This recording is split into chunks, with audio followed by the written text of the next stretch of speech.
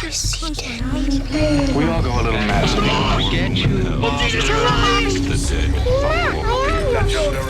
are undoubtedly. Here's Johnny.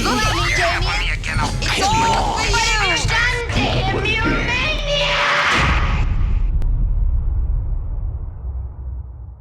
Hello and welcome to the Horror Hour, place where we discuss, we debate, we disagree on all things horror. I'm one of the co-hosts today, Yutaka, and today I'm joined with Brendan Muldowney. How are you today, sir? Very good, thank you. And we're actually going to talk about your recent film, The Cellar, that actually just premiered at South by Southwest. Yeah. And that is will be dropping on Shudder April 15th.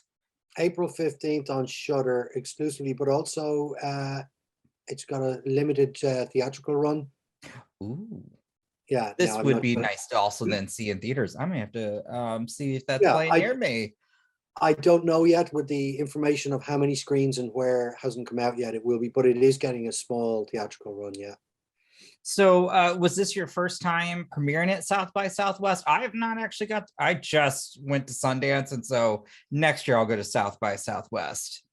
Yeah, it was my first time. It was my first time. I've been to the States before, but Texas was my first time and Austin my first time. So South by Southwest, it was an amazing experience. We were there for 8 days. I was exhausted when I came back, as you would be. Yeah, it was an amazing experience. You know, it was overwhelming for me because I had just arrived in. I was jet lagged. You know, it was but yet it was also an amazing experience at the same time. So, yeah. Did you get and were you able to actually get to watch the crowd as they were watching your film? They were, but if I was to follow on from my exhaustion, I was exhausted. I had done a day of press. I was jet lagged. I had gone for dinner with the distributor. I had some beers, and I was also disappointed that the sound was not as loud. I had gone in and done a sound check, and I had said, yeah, let's play it at that level. And then, of course, it didn't seem loud enough to me.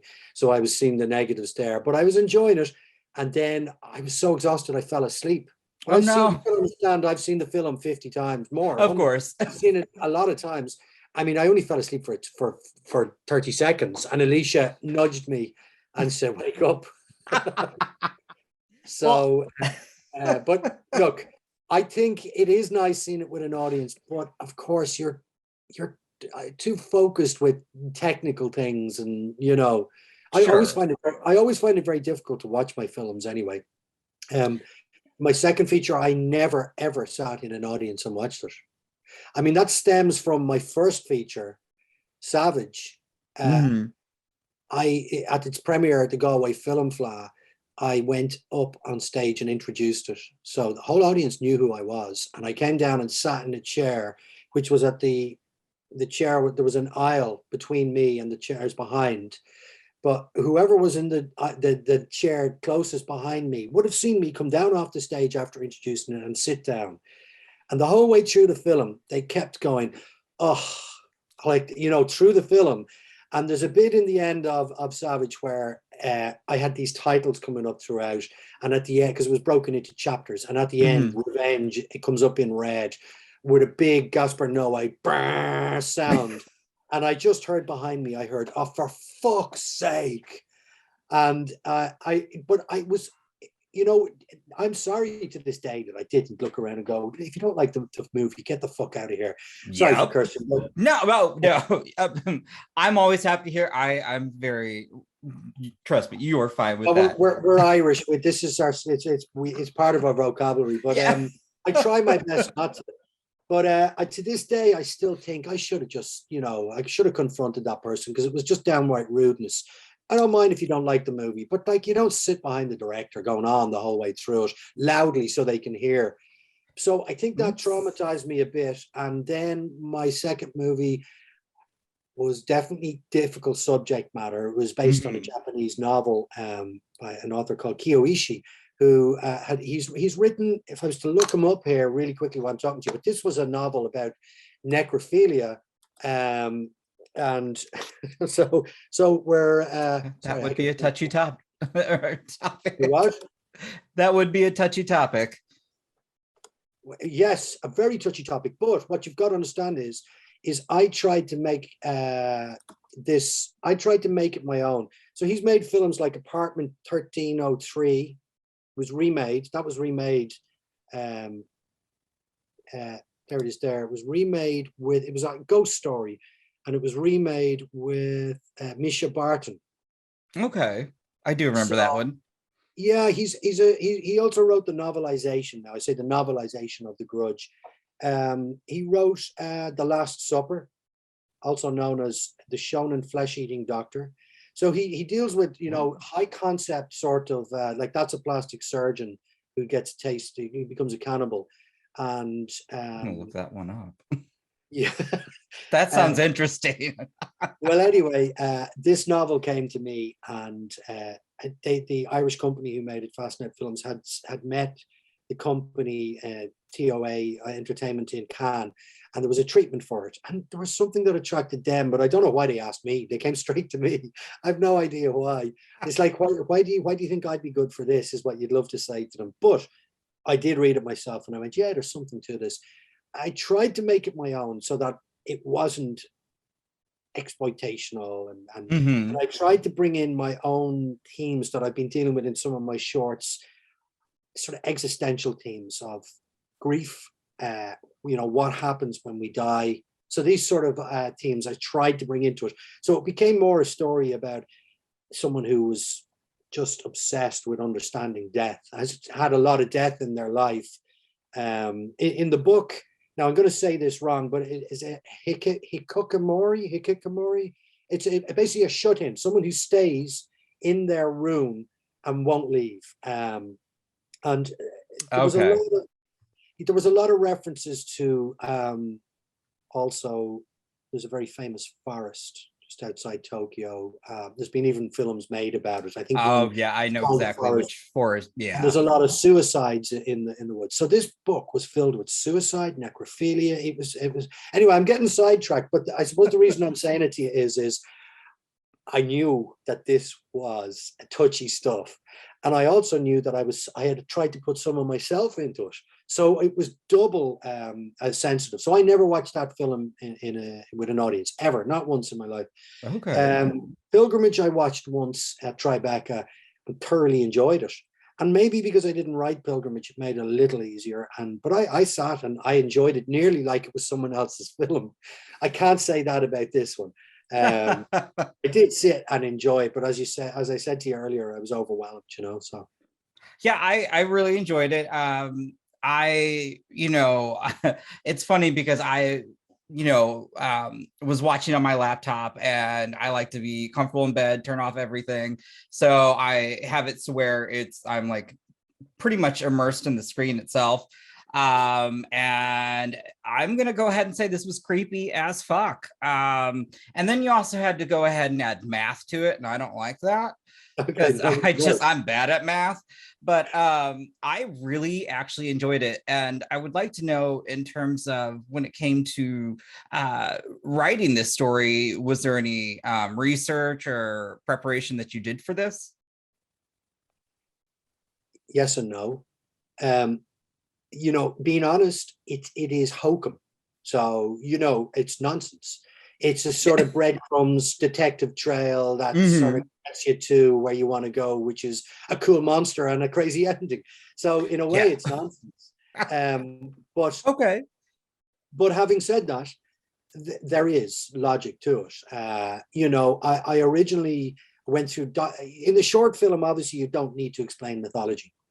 I just needed a line in there that was like the devil appeared in the house once, and that was enough. It was fine. That was yeah. And then when it came to this, you know, I didn't want to go, you know, with the Judeo-Christian route, and because it's been done to death, but I still wanted maybe stand-ins for hell and the devil and stuff.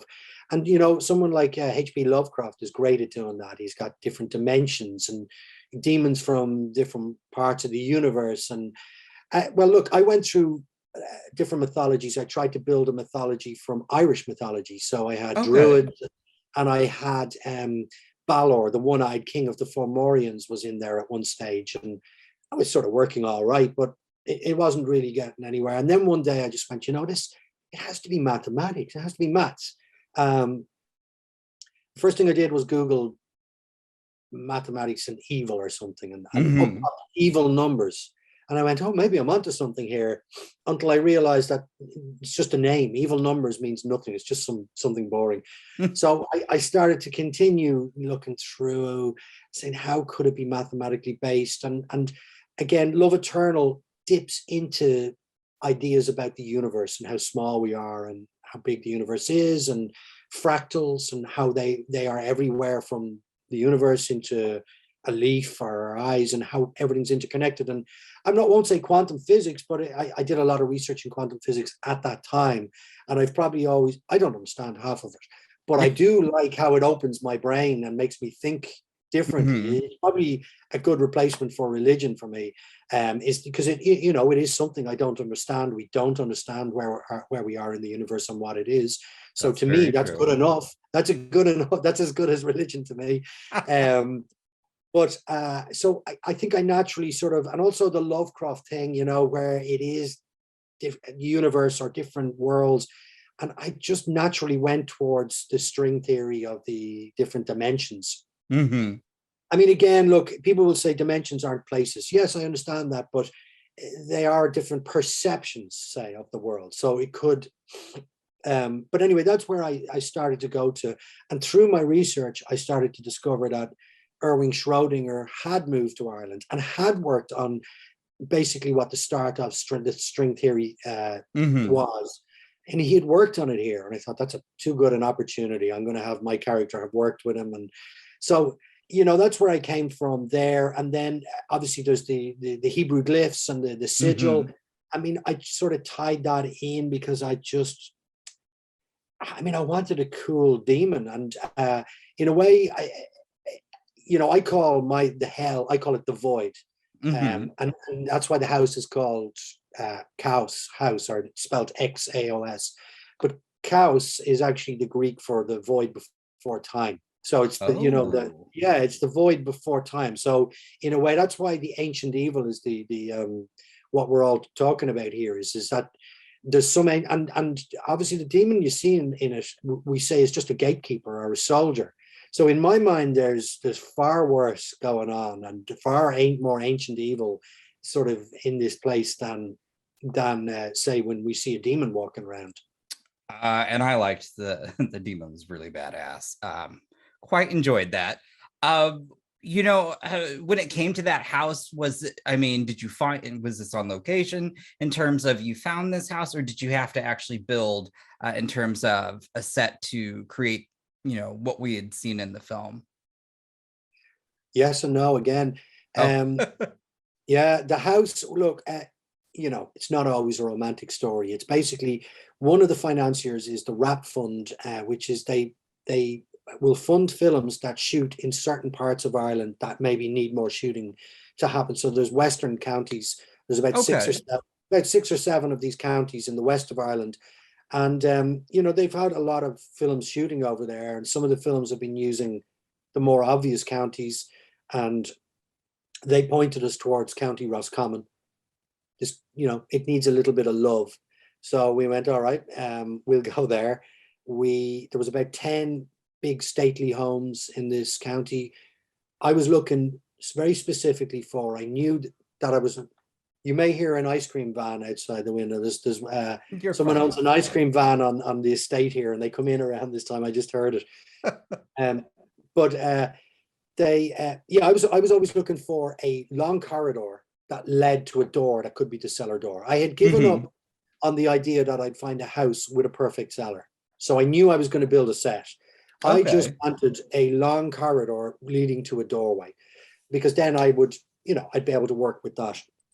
And really, I suppose I found this house was the closest. The minute I walked in, there was this lovely open hallway with an open staircase. And just around the corner from that was a long corridor. Not long, but it was long enough. It didn't lead to a cellar door. It led to another corridor and to a dining room door.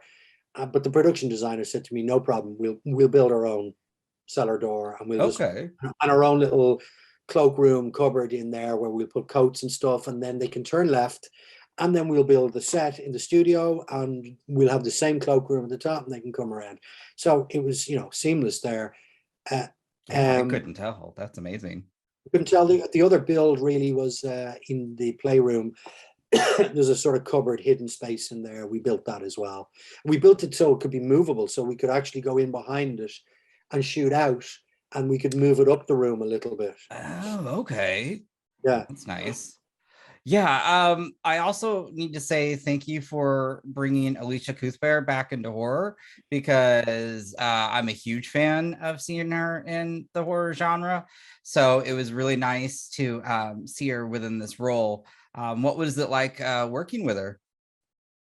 it was so easy. She's so nice to work with. She was so supportive. Herself, Owen, the whole cast, and I'm not just saying that as you could say as a director. Sure. I'm not like that anyway. I would then give you a diplomatic answer and move on. Yeah. But the thing is, from the moment I spoke to her on a Zoom, she was, thinking the exact same way as me. She was, even when it came to, we were talking about the character, and she would say things that I was going, yeah, that's exactly what I'm thinking. And I was sort of coming around to saying to her, look, I think the character should maybe have darker hair, not blonde hair. It's just the way I saw the character. She was a serious sort of advertising executive, and I just, and so I was trying to lead up to this, and before I could say it, she came out and said, I was thinking of dyeing my hair. And I saw, even the first conversation, we were on the same page. Then when they came to the shoot, she came over. It was in the middle of a COVID lockdown, so she had to quarantine for 2 weeks. So did Eoin Macken, the other lead. And they were staying, we were all staying in 3 cottages beside the house, but beside each other. So that was great to get to know them, to be able to drop in after my day's work or prep. I would drop in and chat to the two of them, and, we got to know each other. But it was more that it was a low budget film. It was a lot of time pressures. And, I'll give you a great example, which is at the very end of the film, there's this sort of sequence where they think they're getting out of the house, and they're all getting together in the hall. And, there's a couple of moments where Elisha has stopped, and we're trekking in, and, there's a couple of, that was the last night in the house. We were leaving. The next day they were going to put it back the way it used to be. So I couldn't go back to that house and shoot again. I was half an hour over, and I had, I would say, 10 shots or so. I mean, I was into my half hour of overtime, and I couldn't go anymore. So I was having to shoot takes, a shot of Elisha, and I was having to say, we're going to have to move on after this. We can't go for a second take. I mean, this is unheard of. I mean, in the days when I shot on film, we would never just do one take, because, you'd only, when you develop the film a week later, you'd see a scratch, or you'd see a hair on the gate or something, and you'd go, oh, it's unusable. So it's unheard of. Now, in the day of digital, obviously we're able to watch it and play it back, but it's still incredibly risky, because you don't know what's happening. Everyone's working so fast. So I was having to do things in one go and say, we're moving on to the next shot. And, other people might, other cast or other actors might, I don't know, but I've never come across something like this.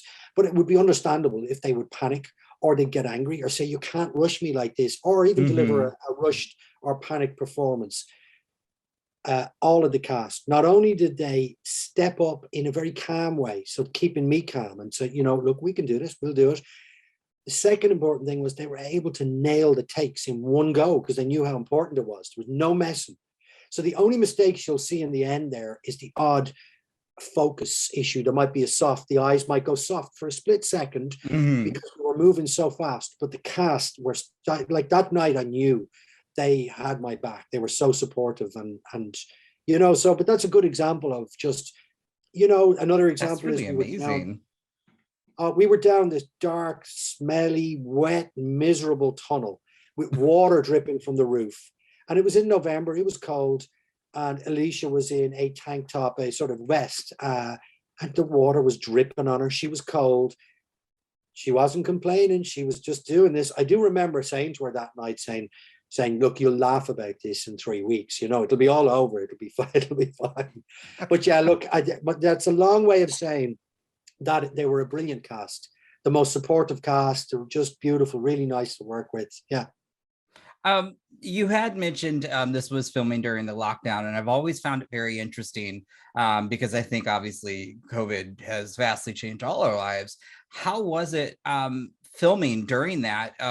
Did it change either maybe how some of the movie might have played out, from a creative aspect, or maybe change script wise just because of that extra added time in terms of quarantine, or maybe just COVID guidelines? Well, when we were at South by Southwest, Richard Linklater gets up at the filmmakers party at the start, and he gives a speech, and now I'm going to paraphrase him, but it is something I've thought of, and I've heard it said before, which is that like filmmakers adapt. They solve problems. That's exactly what they are. They're problem solvers. Nothing really stops them. They will compromise. They will change. They will adapt. They'll find a way. Very resourceful people. In fact, they should probably be employed in other roles. A lot of filmmakers, from the production design department to the ADs. But so what I'd say is, yes, there was problems. Another yes and no answer, which is there was problems, not problems, but stresses, which is you are worried that if someone catches something, the shoot would be shut down. And we were so close to Christmas. We were finishing a couple of days before Christmas that I sort of knew, we'd get up and running again, but it was going to be difficult because what would happen is Elisha would have to go home for Christmas. And then to come back and shoot again means another 2 weeks quarantine. This is very difficult to do, but we would have got it done. But I knew, and I didn't want this to happen. So we were testing, antigen testing, three times a week. There was only one moment where a crew member was positive, and then we had to do PCR testing. It was in the last week, and we just got through. Wearing masks is difficult all day long. Wearing masks when you have glasses because they fog up. Now, I have glasses for reading, like it's close, but I was looking at a small monitor, so it was quite difficult. I mean, I was sort of pulling it down so I could, during the take, and then I'd be back up, but it was difficult to do that. But on the flip side of it, the quarantine of 2 weeks beforehand, the actors loved it. They loved the time to chill out and get to know each other, get to know their characters. The biggest thing for me was, there's a lot of camaraderie as well, because we created a bubble. I didn't see my family I didn't go home. We all stayed there. But the biggest thing for me was that I was shooting in this county in Ireland, Roscommon, which isn't a main city or anything. It's a smaller county. And I'd written in advertising execs in a big high-powered office, police stations, schools, and the house obviously we could find, but to get a sort of sense of something bigger, sort of more, not metropolis, but a more more urban type of feel. And it didn't need to be like super urban in the outside, but the inside, I just didn't think we'd find it. We found a location, Roscommon County Council, the most amazing building I've ever seen. The police station, the school, the advertising office is all done in the same building. Just different sides of it look different. And the inside, there's a staircase at one stage, which is like amazing. It's this silver staircase with these. Anyway, we wouldn't have got access to that if it wasn't for COVID. Because they would have let us shoot at night probably. We would have probably had to pay a lot of money, but I had a lot of scenes set during the day. So we wouldn't have got the access to that place that we got if it wasn't for COVID. There was a level 5 lockdown, which here means everyone works from home, really. So there was very few people in the Roscommon County Council offices, and lo and behold, there we were using the whole place. It's brilliant. Oh, wow. Yeah, one of our co-hosts, they've really been incredibly busy with their school, but he actually is in Ireland, so I'll be sure to follow up and be like, do you know he lives in Ireland? He does. Yeah, we actually I've got I'm in the Midwest in St. Louis, and in the middle of the States, and then we do have somebody up in Toronto, and then London. I wish I could remember where Ben is in Ireland. I'll have to ask him next time. Is he a filmmaker? Is Ben a filmmaker? No, he's he's finishing up school. So, okay. But I will have to reach out to him because I think that's just kind of neat, and I'm sure he'll just be excited. But You know, we have a theatrical release in Ireland right now as I speak. It opened in cinemas, 26 cinemas, which is reasonable, last Friday. And it's still, and it'll be there for at least another week or two. Yeah. oh, I'm gonna message him after this. Tell him to go see Yeah. that. You can tell him he could see it in cinema. Yeah. Oh, absolutely. I mean, yes, I think with how I think the landscape obviously has changed with films in terms of, what we are able to go see, because for a while it was, for me, in the middle of the States, we just weren't getting, horror films, honestly, as much. So I've had to watch a lot of ours, on streaming, but yeah, I'll have to tell him that because he'll be really excited to see something new in theaters. But like I said, with schooling, we haven't had to chat as much, but I'll have to check in with him on that. I guess one of the things, being at South by Southwest, I am kind of curious then too. Were there any other surprises with horror films that were you able to actually get to see any other films? I know it's an insane thing to be there in terms festival wise, but were you able to, kind of get away and just go see a film? No, I didn't, but there's a couple on my radar there from, obviously T West's X, and that is out in the cinemas here, so I will get to see that. There was the audience award went to, I forget what it was called, Bitch, something Bitch, and I wasn't aware of it when I was there, but I'll definitely search it out. I met the two filmmakers from Hypochondriac. That sounds wild, and I really am going to search that one out. I really like that one, and they're great. The filmmakers, they're fantastic. Yes, and there's an Australian film called Sissy as well, which I want to see that one so bad. I've heard good things about that. I have seen Hypochondriac, and I spoke with the filmmakers because if I always get a little cringe when mental health is brought into in the horror genre, because I think, we have that awful trope, but the way that it was very realistic, and I think also with Care and Concern, it was a great and wild film, but I just thought it was like way to like really give that authenticity to it and help people who may not understand that see what it's like for those who experience it. So Hypochondriac is just it's a personal story as well. Yes, yeah. It was really interesting talking to him about that, but yeah, that's a good one. But Sissy's one I'd like to go see. With this in terms of also this release, I would like to know, because again, I really enjoyed it, and this is my first experience getting to know your work, so I've got quite a few I need to go back and check out, because I was actually going through your IMDb, but I'm curious what's next for you. My first films, I was saying, are like demented. Basically, they are really demented, sort of if you want to say, give it a genre, just call it demented. They're sort of hardcore, and I like that. Really, I've always been a fan of films that really are crossing boundaries or being transgressive, I suppose. Okay. Yeah, no, it kept my interest alive as I was going through those years of short films, and you're trying to make your first feature. You can get very disillusioned, and and around that time I was watching a lot of the French extreme new wave, and they've got some great horror films. Got me excited about filmmaking again, a lot of those films, and I sort of was very interested in that. And then obviously there's been extreme movies going right back to the 70s, and I realized that a lot of these films that I love have really got those extreme elements. So it was nice to do this and to make this film. My 10-year-old daughter, as I said, could come and see it and stuff. But I'm going to go back to my roots. So I've got, but I'm going to take a bit of what I learned from this, which was to have fun. There's nothing wrong with a little bit of horror, because if you want to call them horrors, they're sort of reality-based horrors. They're not really.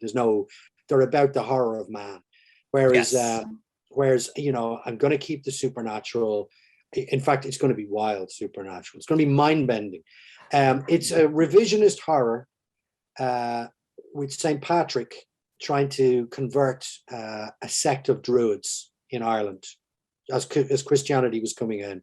So he's trying to change the pagans. And it's we're talking ultra-violent, mind-bending, twisty. Oh yeah, it's going to be pretty. That's hardcore. like right up my alley. So I mean, I love horror in general. I think you could give me the most violent horror films and I will love it, but you could also give me the, the ones that have that, that good slow burn and you're really getting into feeling the characters and you're just kind of like you're peeling back the layers of an onion, for the story, and you're just immersing yourself, which is why I enjoyed this. You really got to just kind of go with them on this journey. And actually I believe it's in the trailer, but one of my favorite shots, which I did want to ask about before we finish up, is just with the black light and the wall with the faces. Yeah. Like, what was it like doing that shot? It was beautiful and I loved it. I was like, oh, that creeped me. That like got under my skin. I really enjoyed that. It's interesting because, there is a lot of tropes in the film that I'm playing with. And, even from, just sidetrack for a split second, is the bouncing the ball. Yes. Coming down the steps. Now, I obviously set it up and I have my own version of it, but the coming back down the steps is, some people have been saying, oh, the changeling. And yeah, you're right. There's a million different things. Lucio Fulci's The Beyond is basically the void at the end. But the ball, if you go to YouTube and put in the 30 scariest bouncing balls in horror films, 30, they've got, there's probably more. So I am playing with tropes a lot. But it's interesting because a lot of them are subconscious. You don't realize. At one stage, I was writing that cupboard that's hidden in the Stephen's playroom, and I had written it as red velvet. And then I was doing my research and I was rewatching films and I was reading about the Amityville Horror, which I did enjoy when it came out years back, the original. And there's a secret room they find that's red. That's where that's coming from in my head, So, you have to be careful that it's not, straight rip off. But I suppose homage is what I like to say. But after I'd written that, and also my daughter said to me at one stage, she said, there's voices come out of the sink in It. And I said, no. And I searched out this because I hadn't seen it, and I searched it out on YouTube, and I saw the scene, and I was going, all right, they're doing different things, but I think I'll keep it. But it's interesting you say it, because the black light is, I think, because I had to search it up because I was wondering where it came from, but I had to search it up, and I know it was in Seven. I know it was in Lights Out, and I know there's a game that I enjoyed playing. It's an escape room game. I think it's called Room. It's on the iOS. I used to play it on my phone, my iPad. And I don't think it's the first Room. It's probably it's a puzzle game. I think it's the second one. And in Room, there's this filter, and it's great sound and music in that game actually. But in one of them, that you're in a room and you put the filter on, and the music hits you, and the whole walls are just covered with stuff. So it's a sort of powerful thing. But shooting it was we had to, obviously doesn't work like that. Black light. We had a sort of fluorescent or a blue light, and we had paint that sort of showed up stronger under it, but it would still show up when you looked at it. So we had to cheat that and take the wall out of the set, have a separate wall with those paintings on it, and we had to shoot it first with just a blank wall, and then we had to shoot it. And and there's a bit of a reveal as the light comes up, and we were using the gaffers were using flags to shadow the wall and try and move them as the light was coming up, so that it looks like it's revealing them. Yeah. Oh wow. It's sort of difficult. Yeah. Wow. Yeah, I know. I loved that scene. Well, before I end, one, just want to say thank you so much for taking the time to sit down and talk about your film and the festival.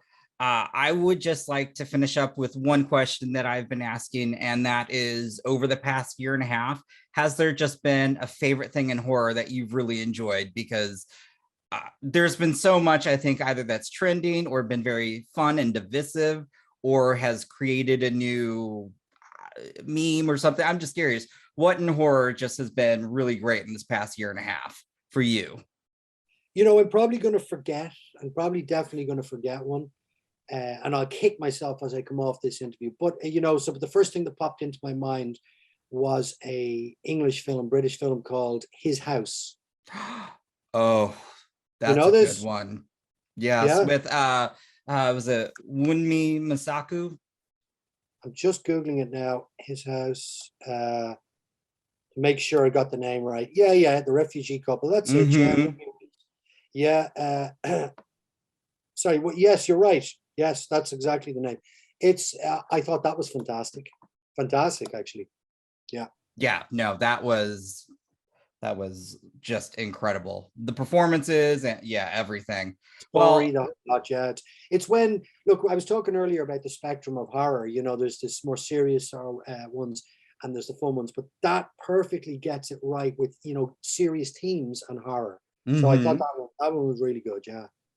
Yeah, no, it's a great one. Well, I just want to say thank you. I'm looking forward for others getting to experience this film, and I will be messaging Ben, our other host. He's going to be kicking himself that he didn't get to join, but he, you know, school's important. So, but So anyway, again, thank you so much. Really appreciate it, and I yeah, hope you have a good rest of your day. right. Thanks very much. You have been listening to the Horror Hour.